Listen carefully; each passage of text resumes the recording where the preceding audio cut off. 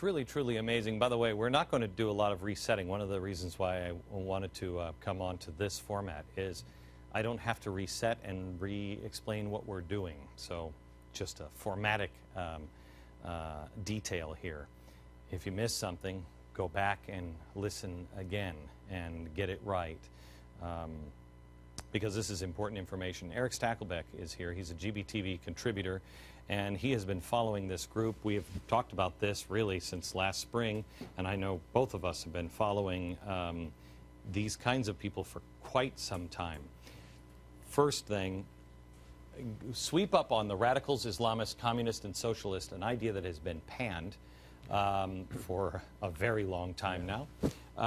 And this is not a new idea. All you have to know is history. Glenn, there is quite a precedent for this. Back in 1979, when the Iranian Revolution was in full swing, the communists, the socialists, the liberals in Iran were full-throated backers of the Ayatollah Khomeini. They worked with the Islamists to help the Ayatollah come to power. Now, once he came to power, they were thrown out in the wastebasket. Literally, Glenn, a few months after the Ayatollah Khomeini seized power, he rounded up the communists, the socialists, the left, imprisoned them, or executed them.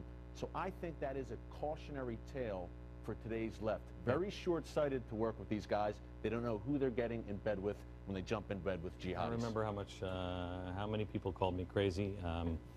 How many people called me crazy when I said, you know what? You have to understand, you're fighting a union workers thing or a anti-America thing. They're fighting for God. In the end, you lose. If you're partnering with them, you lose. Key point here, Glenn, and you mentioned it. In every country, the Islamists are the most organized, and they have a clear goal. But I think the key thing is they are the most ruthless.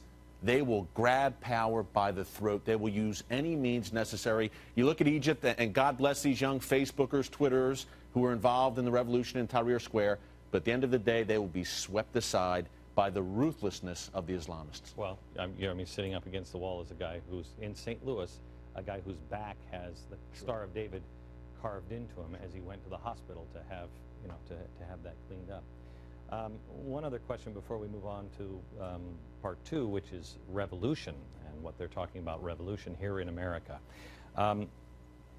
Tell me a little bit about how this group is in our country and all over the world. This is not just 100 people or 200 people or 5 people in Chicago. Yeah, and now we're going to sound like conspiracy theorists here again, Glenn. Don't care. But look, it's all connected. It really is. Hizb ut-Tahrir America has links to radical jihadist groups in Great Britain.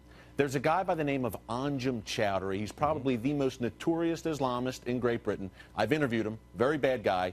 He is kind of... You feel evil on him? You and I talked about this before, where you're in the room with a guy like that, Glenn, face to face, you feel the presence of evil. Yes, you do. I felt it a few times in my life. That was one of the times. But he is a guy who sets the ideological blueprint for Hizb ut-Tahrir America.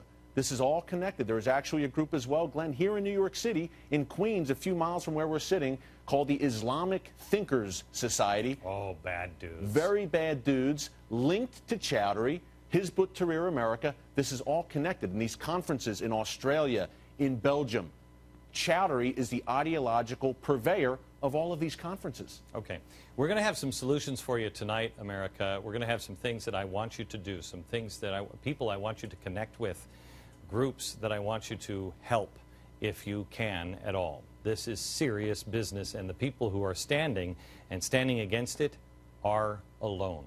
More on what they're calling for a revolution in America, in their own words, not mine, after the news update with Amy Holmes of theblaze.com. Amy? Thanks, Glenn. Energy Secretary Stephen Chu is getting bitten by the Solyndra scandal. Welcome back. I'm Amy Holmes with news updates for you from theblaze.com.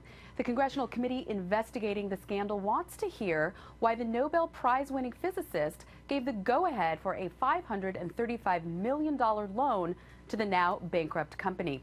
Chu okayed the new loan terms back in February. The terms bounced private investors to the head of the line ahead of taxpayers should the solar company default. Chu ignored concerns raised by Treasury Secretary Tim Geithner. As the Los Angeles Times reported this week, President Obama was warned by his top economic advisors about the risky energy loan program back in October. Meanwhile, today, House Republicans unveiled their plan to block additional taxpayer dollars for the Labor Department's Green Jobs Innovation Fund. The White House is requesting an additional $60 million to the billions already appropriated and spent. I'm Amy Holmes, back at the top of the hour from theblaze.com. Stay tuned.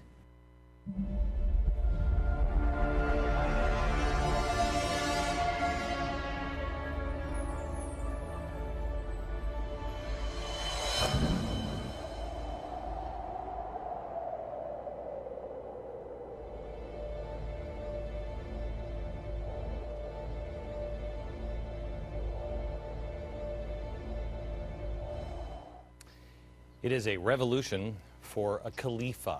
That is the word Caliphate.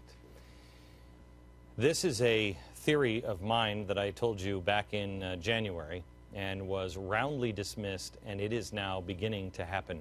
And you are beginning to see how all of this is beginning to destabilize the world and how much trouble we're in. We'll give you some hope at the end and some things that you can do. But it's important that you spread this information. The next focus at this conference, From His Butt to Rear in Chicago. This happened this summer in Chicago. The next focus was revolution. Watch. We're even participating in the rewriting of history, not only of the Muslim Ummah, but the history of the world.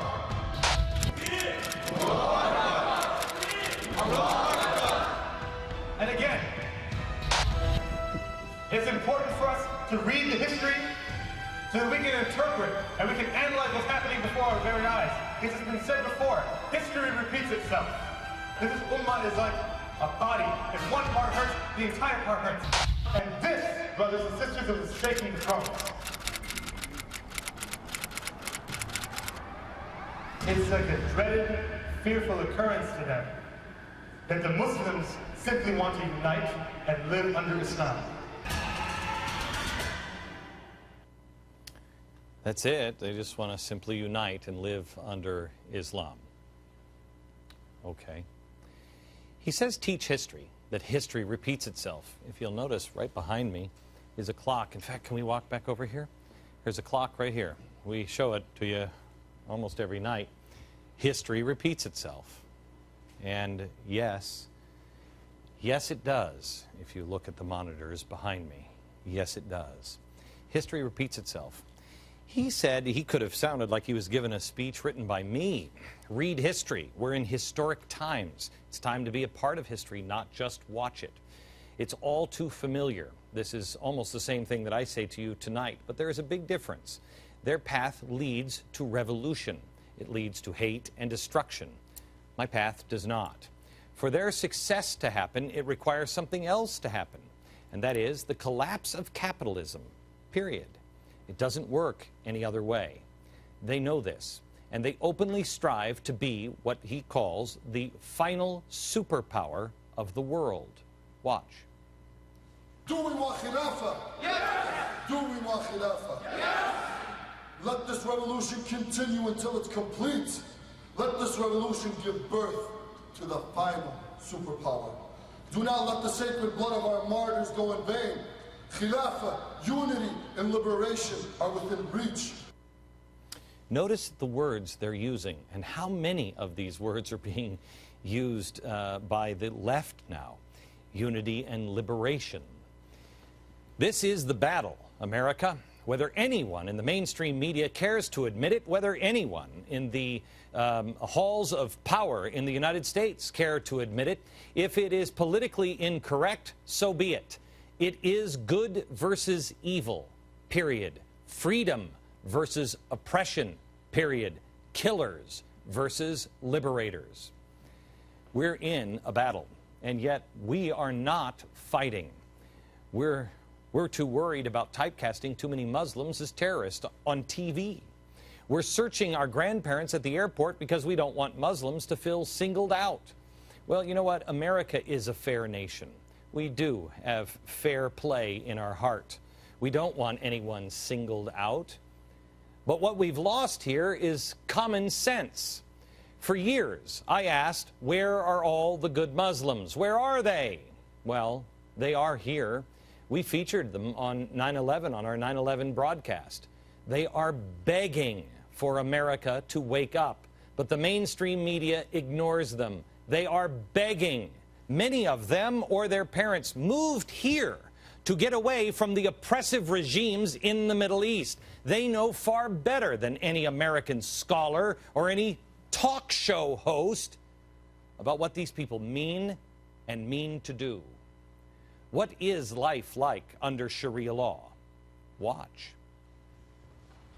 How would our lives be under the Caliphate? Islam will be made supreme in the land. Islam will be the ruling system in the land. Under the Caliphate, we will be unified. One state, no 57 states, but one state. Our political unity would mean that there would be no borders. We wouldn't need passports. The military would be in the hands of the Muslims.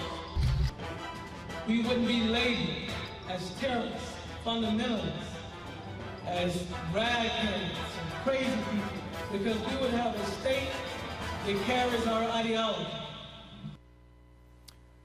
They have a state that carries that ideology. It's called Iran. The fact that they wouldn't be called terrorist anymore because they'd have a state supporting their ideology. Not exactly reassuring. They are, by definition, terrorist states. Islamic rule does not peacefully coexist with other religions or institutions. It replaces or kills them. Eventually, it replaces or kills all of them because they believe, quote, the Quran is a message for all mankind and the solution to all of men's problems. It's not a problem that one Muslim might believe that or a million Muslims might believe that. The problem comes in enforcing that. At the end of this conference, they handed out the key points of their Constitution. You want to know what it would be like? Are they really, truly peaceful? Is this something that we can coexist with? Article 7 describes that the state will be charged with implementing divine law.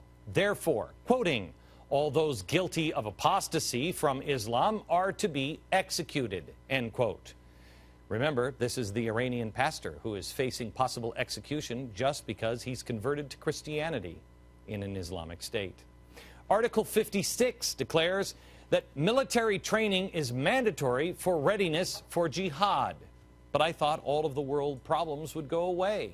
Why would there be a need for jihad? Here's why.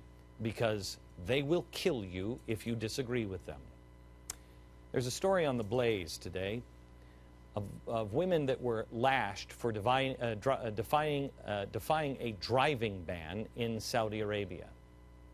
Sound familiar? Rampant sexism is guaranteed. Under their constitution, strict gender segregation. Women are not allowed to hold positions in government. Article 157 also states Israel is excluded from foreign trade. Does that sound familiar? Does that lead to the things like the Muslim man who spoke out in favor of Israel, in favor of just recognizing the Holocaust, and had the Star of David carved into his back in St. Louis, Missouri? At the 2009 conference, the leaders confirmed that the Constitution of the United States would in fact be replaced. Their Constitution would replace the American Constitution, in their own words. Get rid of the Constitution for Sharia, yes or no? Over the Muslim world? Yes, it would be gone. And so if the United States was a Muslim world, the Constitution would be gone. If the United States was in the Muslim world, the Muslims who are here would be calling and happy to see the Sharia applied. Yes, we would. The Constitution gone, that's all. Yes, as Muslims, they would be long gone.